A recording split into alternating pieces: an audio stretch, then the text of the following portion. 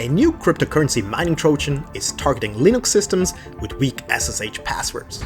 The attackers are port scanning the whole internet for exposed SSH servers and then use their own password brute forcing tool, written in Golang, to compromise them. And unfortunately, there are still quite a few servers which have weak credentials. Once such a server is found, a small bash script is uploaded and executed by the attackers. The bash scripts are compiled with a shell script compiler in order to obfuscate the code even further. In the end, it is downloading yet another script malware from a remote server.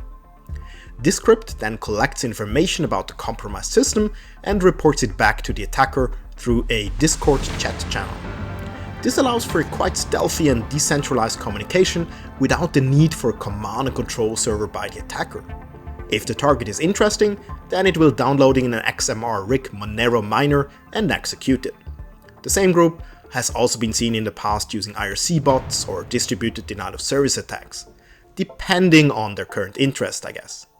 The whole operation is offered as a service and used over a centralized API.